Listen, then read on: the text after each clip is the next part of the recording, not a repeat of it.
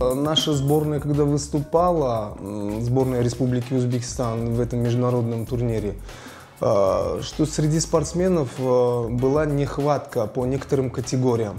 Ну и, соответственно, где было одно свободное место, это был, конечно, риск большой, что как бы взять просто вот сейчас со стороны незнакомого человека, как бы даже за которого говорят, что физически очень, как говорится, соответствует. Ну и все-таки они рискнули и взяли меня. И где, как говорится, это мой был первый турнир.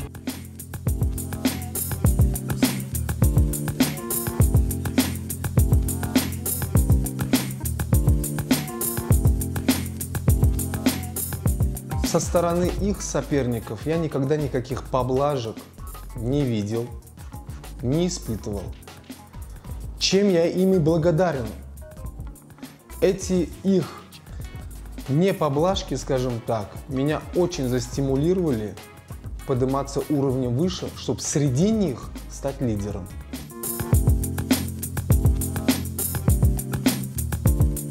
У меня возникла травма, которая очень сильно беспокоила.